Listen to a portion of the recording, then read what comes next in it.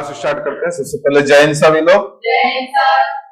चलते, आज एक नया टॉपिक है जिसका नाम है रस, जूस। ठीक है, तो आप समझिए रस क्या होता है। अगर परिभाषा की बात करें तो रस क्या होगा।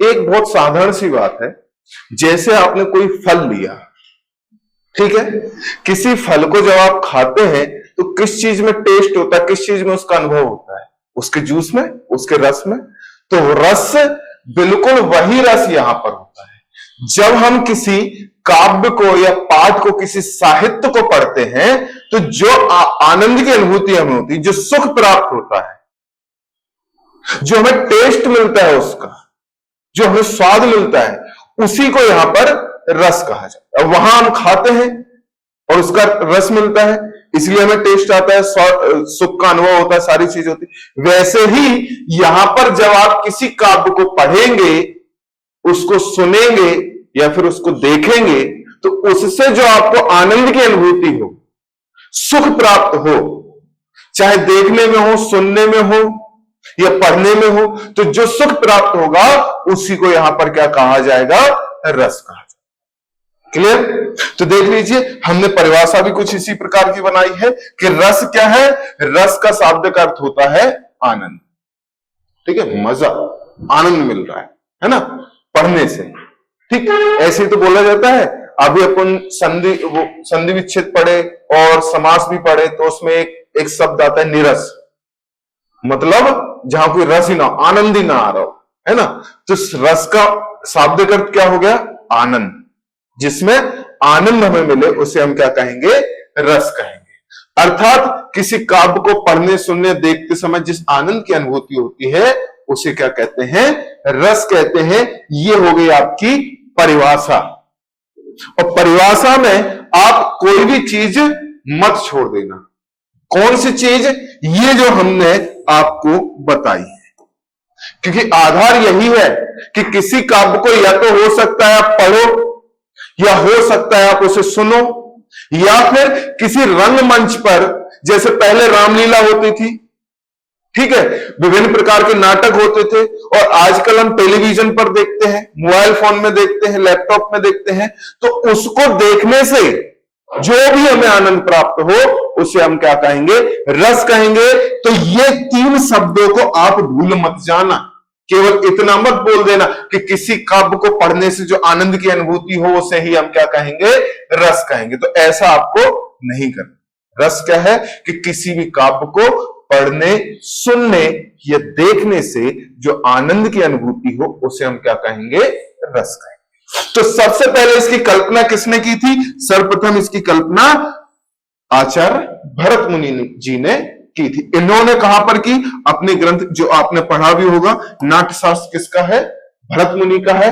इसमें इन्होंने सबसे पहले रस का उल्लेख किया था। इन्होंने पाया कि जब हम किसी काव्य को पढ़ते हैं या सुनते हैं तो एक अलग सा अनुभव होता है, अंदर कुछ आनंद सा आता है। या हो सकता है कि कभी हम कोई काव्य पढ़ें या सुने या देखें तो हमें हो सकता है कि वीरता आ जाए, जैसे किसी हनुमान जी का हम पढ़ लें, या किसी ऐसे योद्धा के बारे में पढ़ लें, आला उदल का खंड पढ़ लें, है ना। या हो सकता है कृष्ण भक्ति के संबंध में कोई काव्य पढ़े या सुने तो हमें एक अलग सा अंदर से कुछ अनुभूति होती है, खुशी सी महसूस होती है ना। और वहीं आपको कोई और, आपने काव्य सुना या चुटकुला सुना, आपको हंसी आ गई, तो आपने कहा कि हमने काव्य को पढ़ा भी, सुना भी, देखा भी, लेकिन हर एक काव्य में हमें कुछ अलग सी अनुभूति हो। कभी हमारे अंदर एकदम जोश सा आ जाता है, वीरता आ जाती है, कभी हमारे अंदर भक्ति सी आ जाती है, कभी हमें हंसी आ जाती है। ये कारण क्या है? कभी हम किसी की तरफ अट्रैक्ट हो जाते हैं, आकर्षित हो जाते हैं, किसी को प्रेम आता है, तो ये कारण क्या है? और वहीं प्रेम में आपने देखा होगा, कहीं कहीं प्रेम में सुख मिलता है, खुशी मिलती है ना, रिझाते हैं, और कभी कभी हम उसी प्रेम के कारण दुखी भी हो जाते हैं। तो उन्होंने बोला कि एक संयोग श्रृंगार कर देते हैं, एक वियोग कर देते हैं। जब नायक नायिका का मिलन होगा तो संयोग हो जाएगा, जब वो दूर दूर जाएंगे तो वियोग। तो उन्होंने बोला कुछ तो है ना। जिसके कारण मुझे काव्य जब भी मैं पढ़ता हूं या सुनता हूं, कभी भी देखता हूं, तो मुझे अलग से कुछ अनुभव होता है। तो उन्होंने बोला कि काम करो, इसको रस कहेंगे। ठीक है, तो इन्होंने किसमें उल्लेख किया था? सबसे पहले नाट्यशास्त्र में किया था। किसने किया था? भरत मुनि ने। अब ध्यान दो, जब पहली बार अलंकार जोड़ा था तो आचार्य दंडी के अनुसार अलंकार की परिभाषा पूछ ली गई थी मेंस में। अब आपको क्या याद रखना है, क्योंकि दंडी का अलंकार में बहुत बड़ा योगदान था, यहां पर आचार्य भरत मुनि जो है इनका बहुत बड़ा योगदान है। तो हो सकता है कि पूछ ले कि रस की सबसे पहले संकल्पना या उल्लेख किसने किया था, यह किस पुस्तक में किया था। तो ये दोनों क्वेश्चन पूछे जा सकते हैं मेंस में। तो आपको ध्यान रखना किसने किया था? भरत मुनि ने। कौन से? नाट्यशास्त्र। ठीक है, नाट्यशास्त्र में इन्होंने किया। भरत मुनि ने बताया कि रसों की जो संख्या है वो कुल कितनी है? 8 होती है। ठीक है, और उन्होंने बोला कि जो आपका रस होता है उसमें एक चीज होती है, रस का सूत्र कहें या फिर कहें रस का एक जो भाव होता है, रस के अंदर कुछ तो ऐसी चीज होती है जिसके कारण उसका आनंद हमें मिलता है। उसको उसने अलग से नाम दे दिया। उसका नाम क्या किया था? उल्लेख किया था स्थायी भाव। इन्होंने बोला स्थायी भाव होता है, अभी अपन पढ़ेंगे, लेकिन भरत मुनि के पास इसके बारे में कोई भी विचार नहीं था। जैसे आपने देखा होगा कि पहली बार कोई भी व्यक्ति कोई नई चीज बनाता है तो उसमें कुछ चीज तो छूट ही जाती है, पहली बार संकल्पना की। तो इनसे एक ही चीज छूट गई, वो कौन सी थी? स्थायी भाव। ये स्थायी भाव का आकलन नहीं कर पाए और इसका उल्लेख नहीं कर पाए, ये नहीं बता पाए कि एक स्थायी भाव होता है। इन्होंने बोला कि अनुभव होता है कुछ, उस अनुभव के कारण हमें एक आनंद मिलता है, आनंद मिलता है, उसे हम रस कहते हैं। अब रस के आगे जाकर हम भेद करेंगे, उन भेदों को हमें समझना होगा। लेकिन अब हम देखेंगे कि वर्तमान में क्या करते हैं हम, रसों की संख्या कुल कितनी बताते हैं? 11 बताई जाती। अब ये 11 कैसे बने, इसकी भी एक कहानी है जो अपन आगे पढ़ेंगे। लेकिन नाट्य विधा के अनुसार क्या होता है? नाट्य विधा का मतलब यह है कि मूल रूप से जब किसी नाटक को देखते हैं तो मूल रूप से आपके पास 9 ही रस होते हैं, लेकिन जब इसको और विस्तृत किया गया, और डीप में पढ़ा गया, और गहराई में देखा गया, तो उन्होंने पाया कि जरूरी नहीं कि रति एक होता है जिसमें आपको किसी के प्रति प्रेम आए। तो उन्होंने बोला जरूरी नहीं कि रति जो है आपका श्रृंगार रस में ही हो। रति तो हमें बच्चों को भी देख के भी आ सकता है प्रेम, रति तो हमारे भगवान को देख के भी आ सकता है हमें प्रेम। तो इस कारण से 2 और रस बन गए, उनको और जोड़ा गया बाद में, भक्ति रस और वात्सल रस। क्योंकि होता है प्रेम तो हमें अपने प्रेमी की तरफ भी आता है, बच्चे को देखकर भी हमें प्रेम आता है, भगवान को देखकर भी हमें प्रेम आता है। तो क्या हम तीनों को श्रृंगार में जोड़ दें? नहीं जोड़ सकते। तो उन्होंने बोला एक काम करते हैं, इसको अलग कर। इसलिए बाद में अलग किया। इस वजह से वर्तमान में कितनी बना दी गई है? 11 बता दी। ठीक है, रस को क्या कहा जाता है? रस को काव्य की आत्मा कहा जाता है या प्राण तत्व कहा जाता है। क्यों कहा जाता है? कि अगर किसी फल में रस ना हो तो क्या है, वो फल रहेगा? सूखा रहेगा। कुछ कोई ना तो रस होगा उसमें, ना उसका कोई आनंद होगा, ना कोई स्वाद होगा। इस वजह से क्या कहा जाता है? इसे काव्य की आत्मा कही जाती है। इसलिए आप देखना एक बात, आजकल हर व्यक्ति कहता है कि मैं एक राइटर हूं, मैं एक लेखक। क्या करते हो? पोइट्रीज लिखता हूं। उनकी पोइट्री देखो तो उसमें कुछ नहीं दिखता है। काव्य के नाम पर एक छलावा होता है, मजाक कर देते हैं।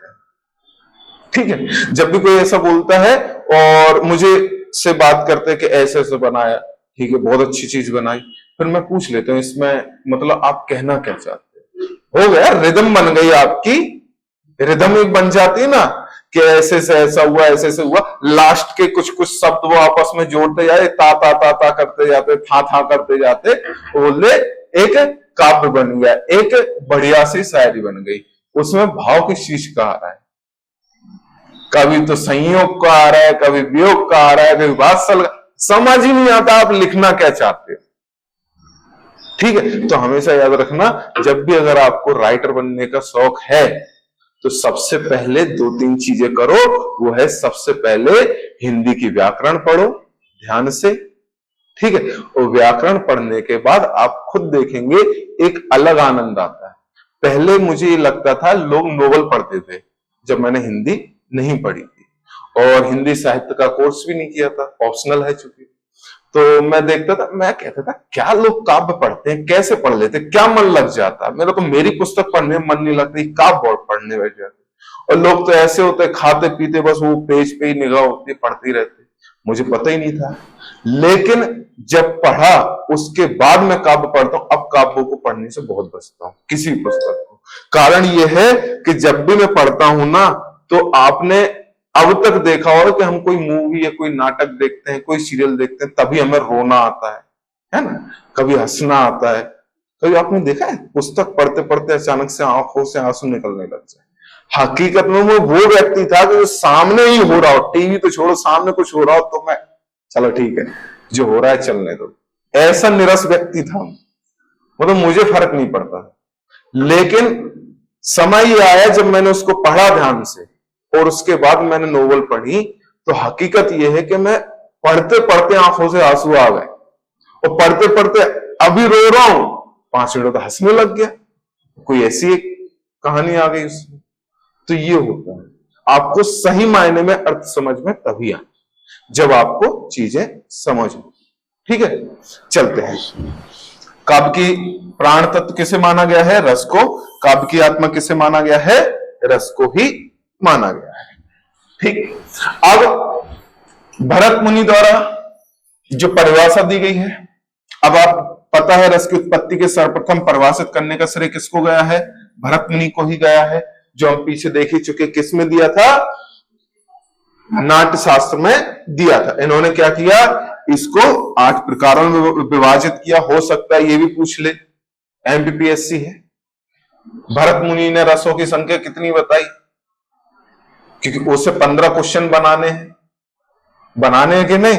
अब 15 क्वेश्चन कैसे भी तो बनाएगा वो, घुमा फिरा के, है ना। यह सबसे पहले किसने उल्लेख किया, किस ग्रंथ में किया, कितने प्रकार बताए भरत मुनि ने, ये हो गया। तीसरा ये हो सकता, चौथा ये हो सकता है क्वेश्चन भरत मुनि के अनुसार रस की परिभाषा क्या है।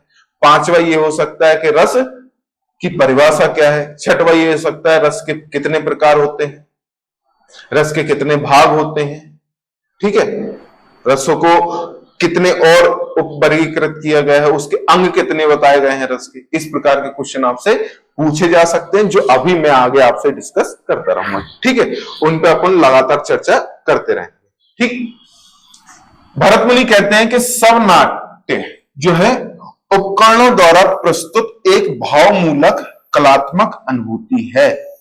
इनके अनुसार ये कहते हैं कि नाट्य उपकरण मतलब जो नाट्य रूपी उपकरण होता है, जो भी नाटक होता है, उसे जब आप प्रस्तुत करते हैं तो उसमें एक भावमूलक कलात्मक अनुभूति होती है। मतलब एक भाव होता है जिसके आधार पर वो नाटक प्रस्तुत किया जाता है, और उसी भाव को उन्होंने क्या कह दिया है? रस कह दिया। बोले मैं जिस भाव से मैं आ जाऊं, मैं किसी की कहानी सुना रहा हूं, है ना, रानी लक्ष्मीबाई की कहानी सुना रहा हूं, तो मेरे अंदर के भाव कैसे होने चाहिए? वीरता वाले होने चाहिए कि नहीं, है ना। जब मैं भगवान श्री कृष्ण को एक भगवान के तौर पर कोई एक बात बता रहा हूं, तो मेरे अंदर भक्ति वाले भाव होने चाहिए कि वीरता के आधार पर अंदर भाव लेके आ जाऊं वीरता को और बताऊं। नहीं बता सकता ना। यदि मैं अगर अपनी प्रेम कहानी बता रहा हूं, तो प्रेम कहानी में मेरा क्या होना चाहिए? एकदम उजट होना चाहिए, एकदम अग्रेशन में नहीं बता सकता ना। मुझे एक रति का भाव होना चाहिए, मेरे अंदर एक प्रेम होना चाहिए। इसलिए आपने देखा होगा कि जब एक संगीतकार होता है, इसकी मैं महत्वता आपको समझाता हूं। एक जो संगीतकार होता है, आपने देखा होगा, एक संगीतकार होता है जो आता है बिना भाव के केवल संगीत गा देता है। एक होता है जो उसका बिल्कुल आनंद लेते हुए, जैसे लता मंगेशकर जी, है ना, अरिजीत सिंह है। ये क्यों इतने फेमस है? क्योंकि ये उन रसों का अनुभव करते हुए सबसे पहले वो अपने आप को उसमें ढालते हैं, है ना।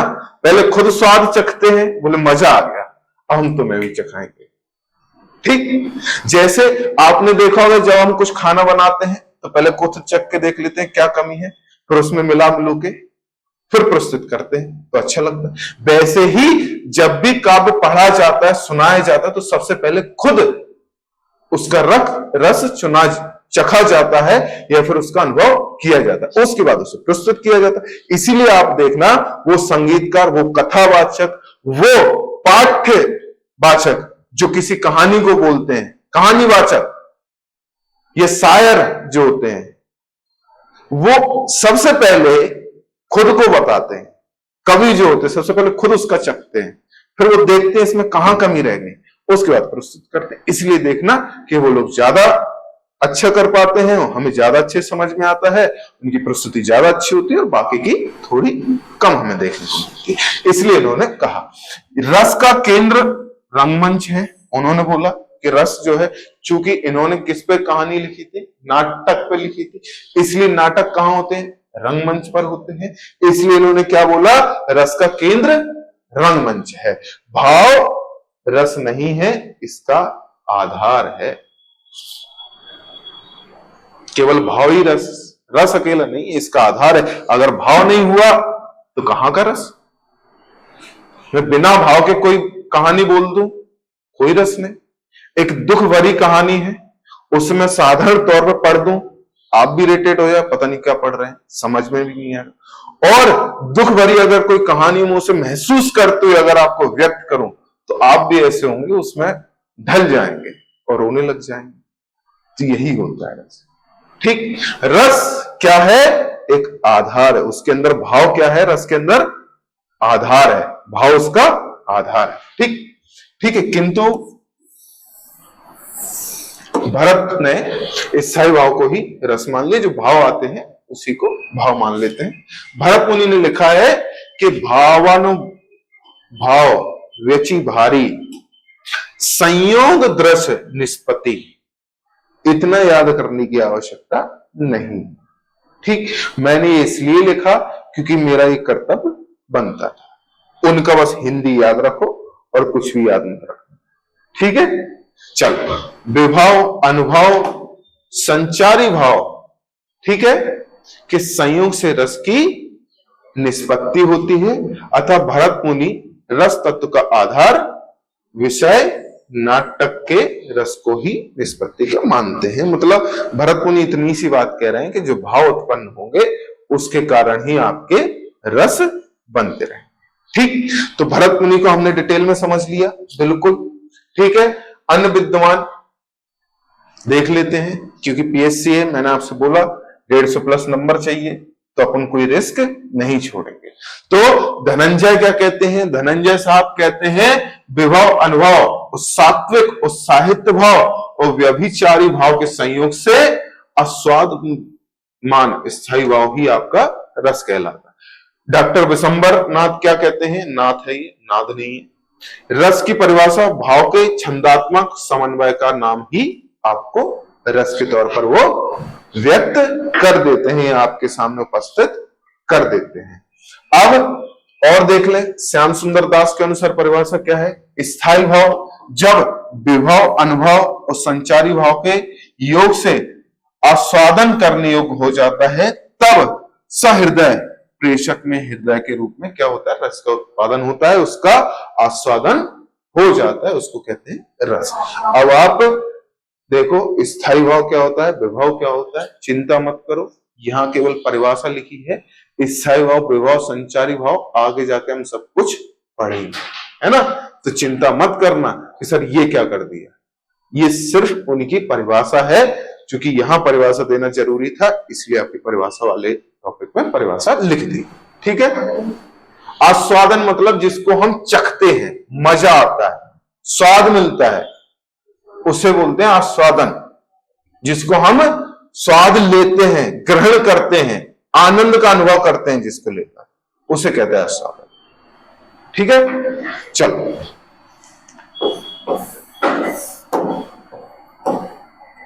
शुक्ल लिखा है ना।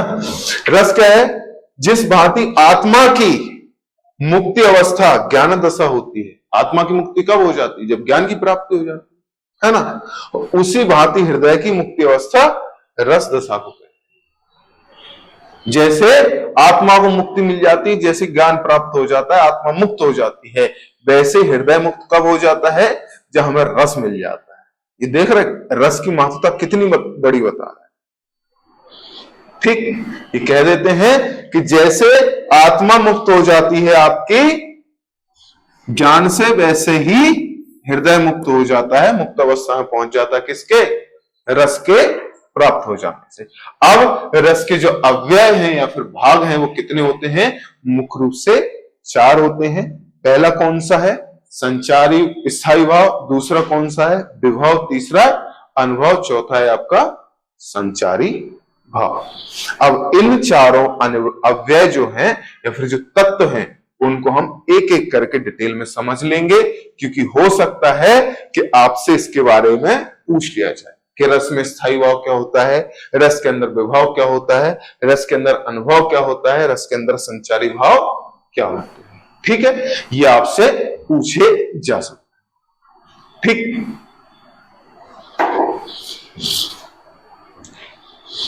यह इसको ऐसे कर दो। अच्छा, कौन सा? ये 2024 में हुआ है। अच्छा ठीक है, बाद में अपन देख लेंगे, है ना, क्वेश्चन पे डिस्कस कर लेंगे। हम करते हैं, है ना? क्या होता है कि फिर वो हो जाती है, एक समस्या ये हो जाती है कि आधे सुआ आधे बगला। नाम सुना है ना? तो क्लास ही पूरी समझ आई ना पेपर ही पूरा समझ आया, है ना। इस वजह से क्लास को क्लास में कर लेते हैं, पेपर अपन डिस्कशन कर लेते हैं। जैसे टॉपिक खत्म होता है पेपर आपके सामने आ जाता है। ठीक है, उसकी चिंता आप मत करो। ठीक, चलिए अब देखते हैं सबसे पहला क्या है? स्थायी भाव। तो स्थायी भाव क्या होता है? जो आप समझना, इधर बाद में देखना परिभाषा, सबसे पहले आपको समझा दें कि जो हमारे अंदर, जैसे बोलते हैं कि व्यक्ति के अंदर सब विद्यमान है पहले से, है ना, सब कुछ होता है, बस स्विच दबा दो वो वाला टेप चालू हो जाता है। ऐसे ही व्यक्ति के अंदर सारे भाव पहले से विद्यमान हैं। जो जो भाव व्यक्ति के अंदर पहले से विद्यमान है, मतलब इनबिल्ड है, पहले से भगवान ने इंस्टॉल करके आपके अंदर भेज दिए, जो स्थायी रूप से आपके अंदर हैं, वो आपके होंगे स्थायी भाव, जिन्हें आप अलग नहीं कर सकते, खत्म ही नहीं कर सकते। जैसे प्रेम, कितना भी कोशिश कर ले खत्म नहीं हो सकता। प्रेम तो हर व्यक्ति के अंदर होता है। जिस व्यक्ति के अंदर प्रेम ना हो वो व्यक्ति कहां होता है? आपने तो देखा होगा, प्रेम तो जानवरों में भी होता है, मनुष्य में भी होता है। तो प्रेम का भाव सबके अंदर होता है। क्रोध सबको आता है। जो प्रेम, क्रोध और इन सबसे मोक्ष प्राप्त कर लेता है वो इंसान रहता कहां है? तो परमात्मा हो जाता है। तो मनुष्य के अंदर जो पहले से इंस्टॉल करके भगवान भेज दे, ठीक है, जो पहले से भेज दे वही है। चल यहां जाते हैं। हमारे हृदय में सदा सर्वदा विराजमान रहने वाला भाव, जिसमें हम अपनी भावनाएं प्रकट करने में समर्थ होते हैं, स्थायी भाव कहलाते हैं। इनकी संख्या कितनी बताई गई है? 9 मानी गई है। कौन कौन से हैं? रति। रति क्या होता है? प्रेम होता है, ठीक है।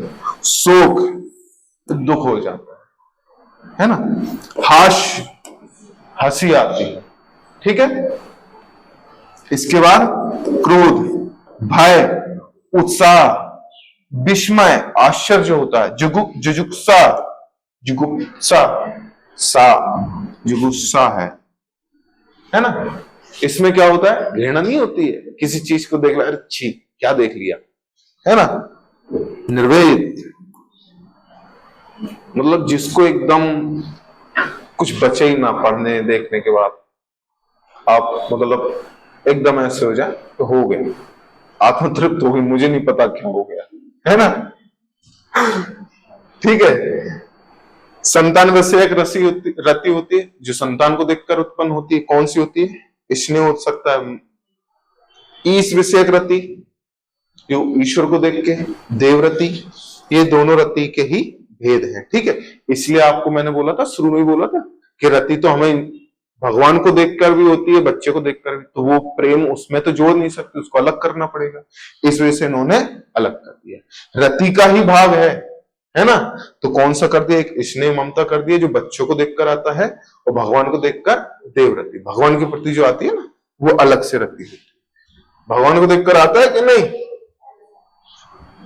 कि नहीं आता है, डर लगता है, अरे ये तो भगवान है, भगवान से प्रेम करो। ये आपने सुना भी होगा, साधु महात्मा भी कहते हैं, बड़े बड़े आध्यात्मिक गुरु भी कहते हैं कि भगवान को, सच में भी भगवान को आप क्या मानते हैं, हर व्यक्ति अलग अलग मानता है। आप किसी किसी के मन में, और ये जबरदस्ती नहीं होती है, आप लोग आज ही इस चीज को अभी अनुभव करेंगे 2 मिनट का। आपने अक्सर कर देखा होगा, जब आप भगवान को देखते हैं तो आपके अंदर मेरे जैसी नहीं आती होगी, या एक दूसरे को, 2 लोग साथ में जाएं तो दोनों देखकर भगवान को देखने के बाद उनके अंदर एक अलग सा वो होता होगा। कोई अपना मित्रवत समझता होगा, कोई अपना माता पिता सब कुछ समझता होगा, कोई एकदम भगवान ही समझता होगा कि ये तो परे है ना। कोई कुछ समझता है, कोई कुछ समझता है, कोई अपना प्रेमी समझ बैठता है, कोई अपना बॉस समझ लेता है, सर समझ लेते हैं, कोई मैनेजर समझ लेता है। मैं सच बताऊं, सबके अंदर, और सब भगवान को देखकर आपको अलग अलग भाव आए। आप खुद महसूस करना कि जैसे आप जाएंगे, और ये इस क्लास के बाद, इस क्लास को पढ़ने के बाद आपको जीवन का जो आनंद है, वो सच बता रहा हूं, वो अलग ही हो जाएगा। आप मंदिर तो जाते ही होगे, हफ्ते में एक बार तो कम से कम, नहीं भी जाते तो कोई बड़ी बात नहीं, महीने में एक बार जाते हो, कोई रोज जाता होगा। अब आप देखना, आप खुद ही महसूस करोगे, जैसे आपने भगवान को देखा, आपके अंदर वो हलचल जो होती है, वो आपको महसूस होगी कि हाँ, सर ने कल सही कहा था, कुछ तो एक हलचल सी होती है। अब वो कैसी होती है वो देखते हैं, है ना। अब सब लोग अपना अपना अनुभव करना कि भगवान को देख के कैसा लगता है। ठीक, तो होता है, सबके अंदर होता है।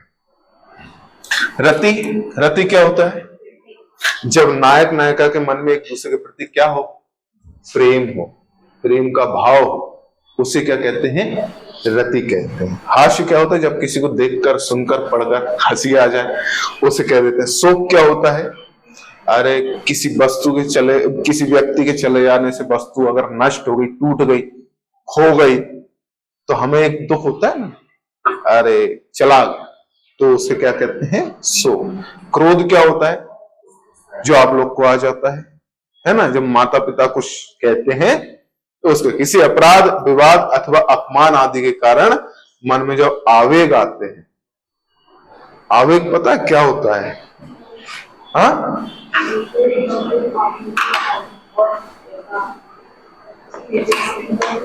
एक बात अक्सर कर कही जाती है, इस क्लास का आपको सिलेबस तो पूरा हो ही जाएगा, आपके अंदर एक नई ऊर्जा आ जाएगी, नए भाव आ जाएंगे, उसी के साथ साथ जीवन के आपको बहुत सारे मतलब भी समझ आएंगे, बहुत सारे ज्ञान भी मिल जाएंगे। आवेग जो होता है, एक बात आपने अक्सर कर सुनी होगी कि आवेग में आकर कोई निर्णय ना ले। आपने आवेग ही मोमेंटम आपने सुना होगा, वहां संवेग होता है मोमेंटम, इंपल्स सुना होगा फिजिक्स में। आवेग क्या होता है, उसकी परिभाषा के अनुसार ये होता है कि जब कोई बल क्षणिक समय के लिए लगता है, थोड़ा बहुत परिवर्तन क्षणिक समय के लिए होता है, उसे कहते हैं आवेग। तो जो आवेग होता है व्यक्ति का, वो क्षणिक होता है ना। तो क्रोध में भी हमेशा आवेग शब्द ही लगता है। तो क्रोध हमेशा कैसा होता है, आवेग होता है, तो थोड़े समय के लिए आता जरूर है। इसलिए बड़े बड़े महात्माओं ने ये बात क्यों कही है, कभी भी आवेग आए तो उस समय कुछ जवाब मत दो, चुप हो जाओ। कारण यही है क्योंकि वो तो क्षणिक है, आया और गया, लेकिन आपने जो बोल दिया वो परमानेंट हो गया। ठीक, इसलिए आप क्या करो, जैसे आपके अंदर क्रोध का भाव उत्पन्न हो, चुप हो जाओ। सबसे अच्छा तरीका, उठ के चले जाओ, उससे भी बढ़िया तरीका है ना। जैसे आप, मैं ये बात क्यों कह रहा हूं, आप लोग के साथ होता है, मम्मी पापा का फोन आता है, भाई बहन का आता है, थोड़े से सवाल जवाब होंगे, दिनचर्या के बारे में पूछे, क्या खाया क्या पिया, और थोड़ी देर बाद जो है आपसे सवाल जवाब चालू हो जाते, आपको आता है तंतना के गुस्सा, फिर आप उन्हें सुनाने लग जाते हैं, उनका भी हृदय दुख जाता है। इससे बढ़िया एक तरीका ये है कि जैसी कुछ बात आई, जिसमें मेरे साथ जैसी मम्मी कुछ बोलती है एक ही शब्द होता है, ठीक है मम्मी राधे राधे, फोन रख रहा हूं, लाल बटन लगा हुआ है, टक कर देता हूं, बात करता हूं, कुछ नहीं। अच्छा होता है, मैं भी तो घर जाता हूं, अभी जाऊंगा, कुछ तो कहेंगे, है ना, उनका काम है कहना, लोगों का नहीं, उनका पहले काम है कहना। सबसे अच्छा होता है सुना, जैसे आपको समझ में आ गया कि मेरे सैचुरेशन पॉइंट जो था, जहां तक मैं सह पाता था वहां तक सह लिए, अब मेरे से नहीं होगा, बढ़िया से उठो, तो 2 मिनट में आ रहा है, जाओ, ऐसे गोल चक्कर लगा के, तब तक वो भी शायद हो सकता है दूसरे विषय के बारे में सोचने लग जाए, आ जाओ, आपको लगे फिर वही मूवमेंट, फिर गोल चक्कर लगा के, घर में तो घूम सकती है ना, वो तो बेशरम है। लेकिन हर बात को नहीं, अगर कोई काम की बात कर रहे हैं, ज्ञान पूर्वक बात कर रहे हैं, तो उसे सुन लेना, नहीं तो फिर कहोगे कुछ भी बोला नहीं सुनना, घूमने चले, है ना। और कल को फोन आ जाए यहाँ और सर कहें कि सर हो गया अपना जय हिंद, है ना। अगला क्या है, उत्साह, किसी व्यक्ति वस्तु घटना को देखकर मन में जो उल्लास उत्पन्न होता है ना, जैसे कल टीम इंडिया जैसे ही जीत गई तो हमारे मन में एक उत्साह आ गया, है ना, और जैसे विकेट जा रहे थे तब भय आ गया, ठीक। इसके बाद क्या आ जाता है, भय, हाँ, एक्साइटमेंट, इंजॉय, जॉय जिसे बोला जाता है वो। भय क्या है, किसी डरावनी परिस्थिति देखकर मन के अंदर जो डर है, घबराहट पैदा हो जाती है, जो कि कल विकेट गिर रहे थे हमारे मन में हो रहा था, उसे ही क्या कहते हैं, भय। आश्चर्य क्या है कि जैसे आपने किसी परिस्थिति, किसी चीज को देखा, एकदम अद्भुत लगे, वाह क्या बात है, जादू देख लिया आपने कोई, है ना, तो आप कैसे हो जाते हैं, एकदम परिस्थिति कैसी हो जाती है, अद्भुत हो जाती है, आश्चर्य में पड़ जाते हैं, वो होता है जुगुप्सा। जब किसी वस्तु परिस्थिति के मन में अरुचि पैदा हो, घिन आ जाती है ना, उसे क्या कहते हैं, घृणा।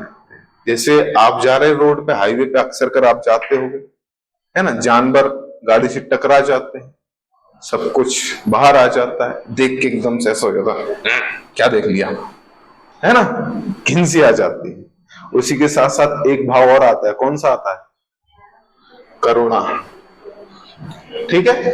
निर्वेद, जब सांसारिक विषय के प्रति वैराग्य की स्थिति उत्पन्न हो जाए, बोला था सब पता लग गया, आप क्या है, कुछ नहीं है, सब मोह माया है, उस स्थिति को क्या कहते हैं, निर्वेद कहते हैं। इसीलिए किसे कहा गया था निर्वेद, इतिहास में पढ़ा कि नहीं, निर्वेद, निर्ग्रंथ, हाँ ठीक कहा गया था। क्यों कहा गया था, क्योंकि वो सब सांसारिक स्थिति, मोह माया सबसे, अब आप वहां जाके रट रहे हैं। किसे कहा गया, महावीर को क्या कहा गया, निर्वेद कहा गया, क्या रटना है, सब चीजों का अर्थ सीखो, जैसे ही आए वैसे लिखते जाओ, है ना।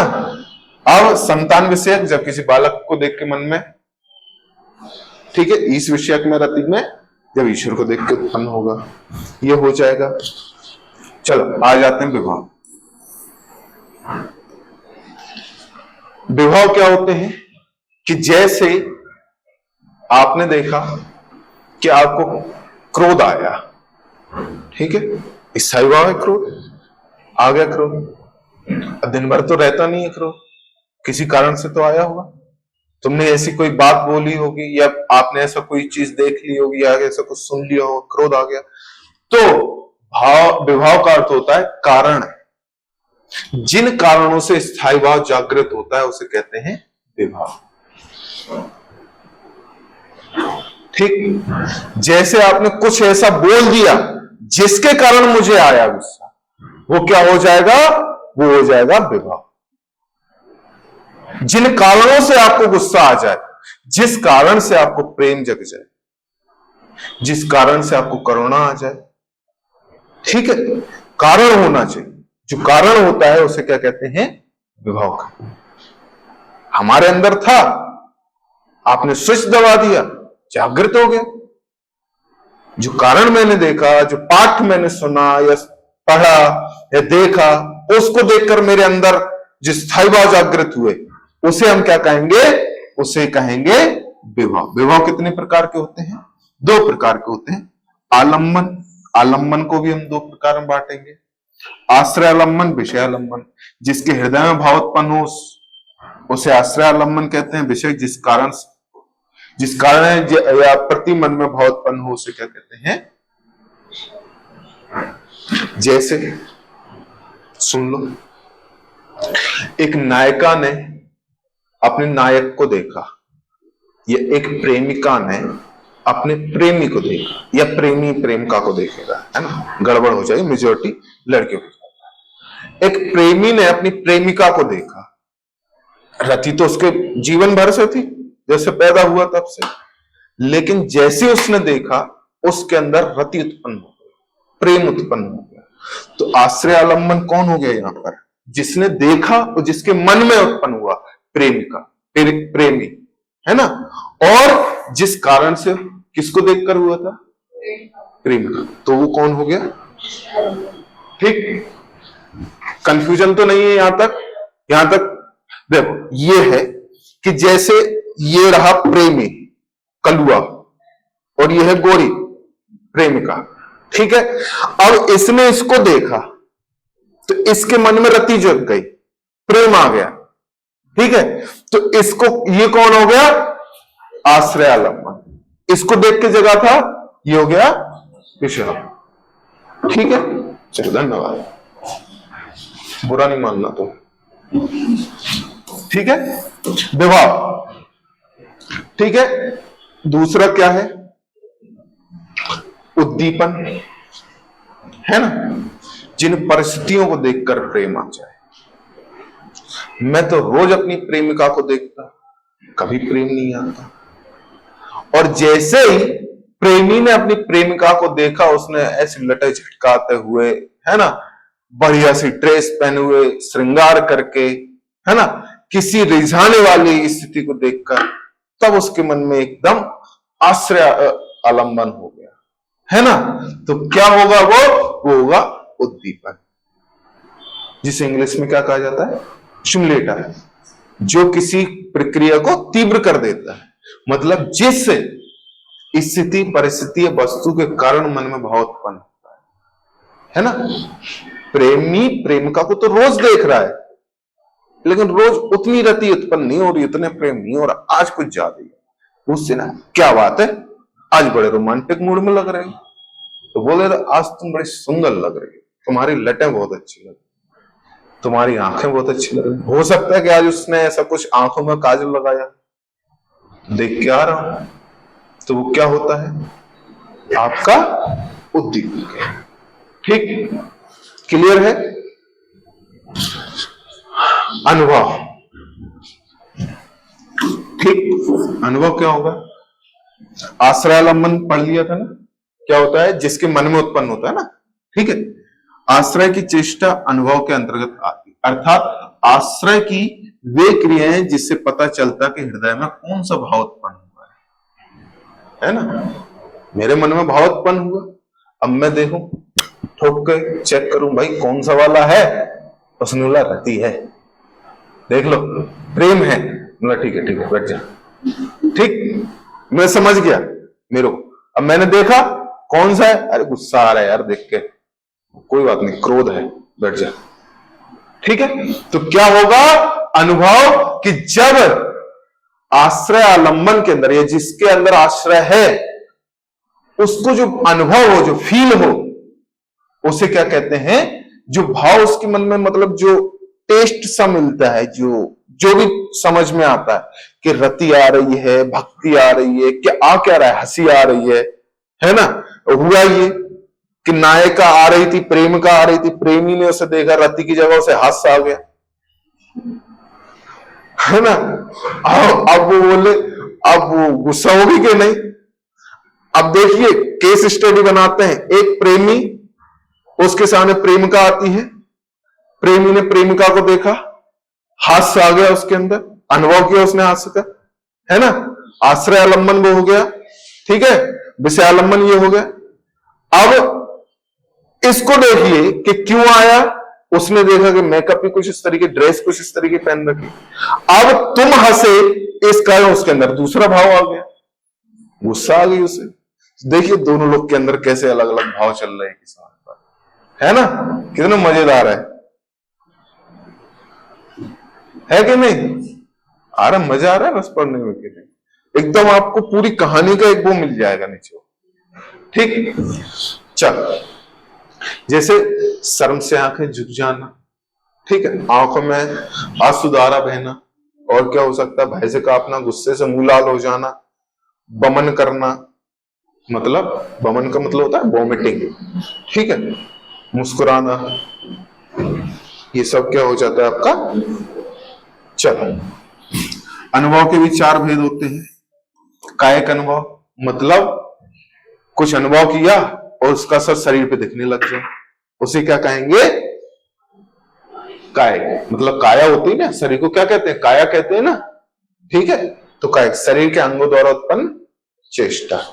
वाचिक अनुभव, देखकर जो भी आपने अनुभव किया वो आपने मुंह से बोल दिया, और फिर याद आया ये बोलना नहीं चाहिए, है ना। या फिर मुंह से बोलने की तो इच्छा हो रही थी पर बोले नहीं, लेकिन खे करके हंस दिए, तो कायिक हो गया। वाचिक होना था लेकिन कायिक हो गया। चलो, आहार अनुभव, वेशभूषा के द्वारा उत्पन्न कर रहे थे।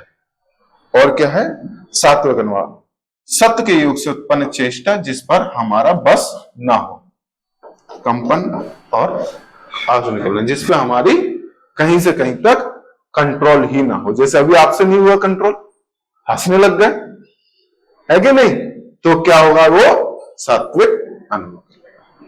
चलो, संचारी भाव या व्याभिचारी भाव। संचार का मतलब समझते क्या होता है, आना जाना, ऐसे घूमते फिरते रहना, तो ये भी भाव ऐसे ही होते हैं, आते जाते रहते हैं, इनमें कोई स्थायित्व नहीं होता है।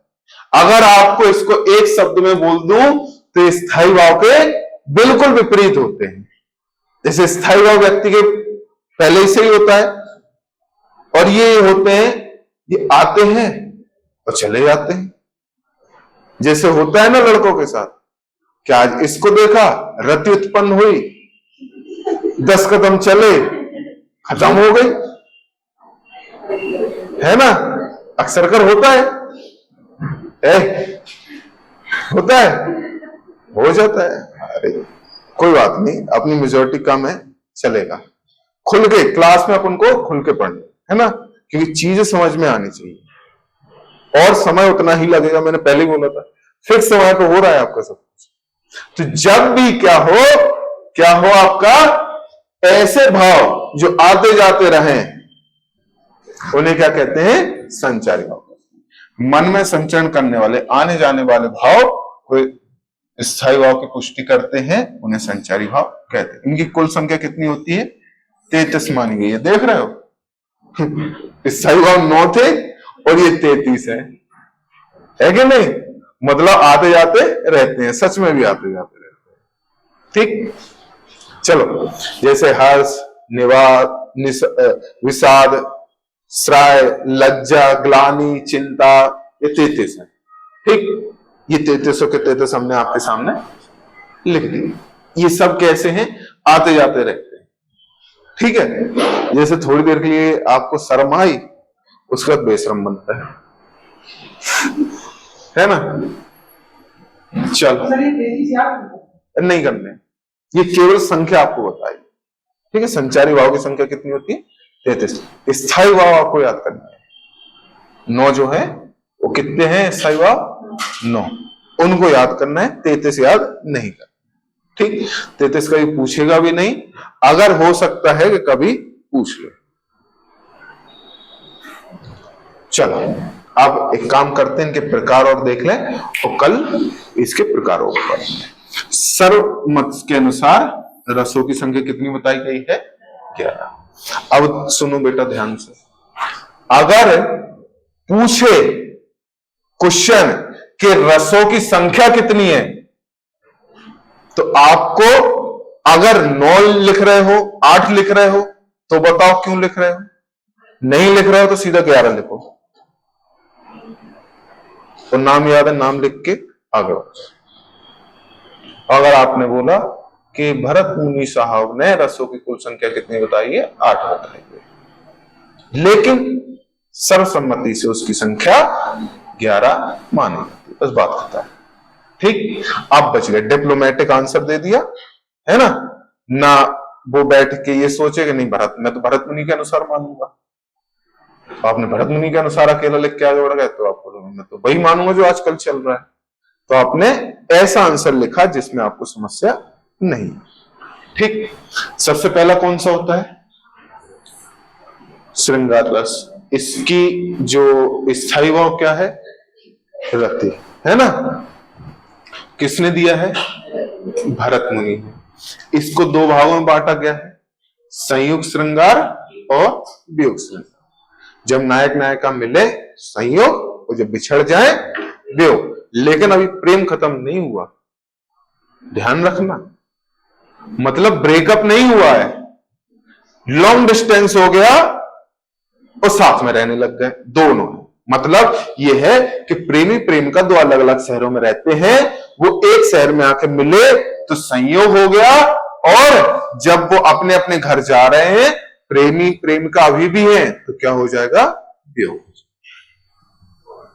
इसके बाद इनकी जो संख्या बार करुण स्थायी भाव किसने दिया? भरत मुनि। सबके याद नहीं करने के, भरत मुनि ने कौन कौन से दिए?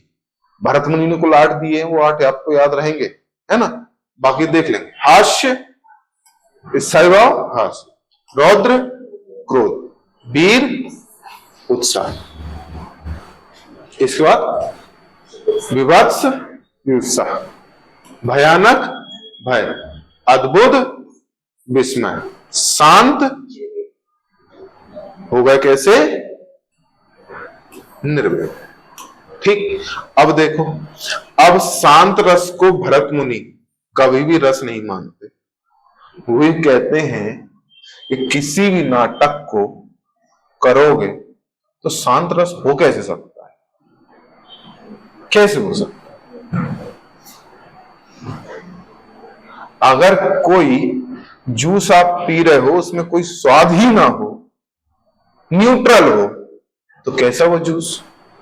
तो वो भरत मुनि साहब जो है शांत रस को रस नहीं मानते। वो कहते हैं अगर नाटक में शांत रस आ गया तो नाटक ही कैसे हो पाएगा? अब देखो, मैं कोई भी मूवमेंट करूंगा तो कोई तो एक भाव उत्पन्न होगा। हम एकदम सीधे खड़े हो जाए तो नाटक ही नहीं हो रहा कुछ, तो वो भी सही है अपनी जगह। लेकिन ये भी एक बात सही है कि किसी काव्य को पढ़ के हमारा मन एकदम शांत भी हो जाता है। जो उथल पुथल थी, जितने भी भाव थे, वो सब एकदम लीन हो जाते, है ना? इसलिए भरत मुनि ने किसको नहीं माना था? शांत रस को नहीं माना। ठीक, इसके बाद आपके कौन से हैं? ये बाद में बनाया गया है भक्ति रस। इसका क्या है? ईश विषयक रति। किसने दिया? रूप गोस्वामी ने। और वात्सल रस शांत विषयक, इसको किसने दिया? विश्वनाथ साहब ने इसकी उत्पत्ति की थी। ठीक है, तो आज इतना ही रखते हैं, कल हम आगे सब रसों को एक एक करके पढ़ते जाएंगे। क्लियर है? तो चलिए आज के लिए इतना ही रखते हैं। आप सभी का बहुत बहुत धन्यवाद। जय हिंद। है ना? क्लास अच्छी है, रस पूरे समझ में आ गए? कुछ तो ऐसा नहीं है जो आपको लगे कि आप कठिनाई लग रही है। सारे अव्यय तत्व वगैरह सब कुछ समझ में आ गया, परिभाषा समझ में आ गई। अब रस को लेकर ऐसा तो नहीं है आपको कभी ऐसा लगे कि पेपर कैसे अटेम्प्ट करेंगे इसको, है ना? नहीं है ना? अब एक काम और करो, आपके संधि हो गए, समास हो गए, प्रीवियस ईयर पेपर डाउनलोड करना, है ना? संधि समास आपको जितने ज्यादा प्रीवियस हो सके उतने में मिल जाएगा। रस जरूर जो है आपको 24 वाले में ही मिलेगा, तो 24 वाले को देख लेना, जिसमें आपको रस के क्वेश्चन देखने को मिल जाएंगे। ठीक है, तो चलिए, थैंक यू, जय हिंद।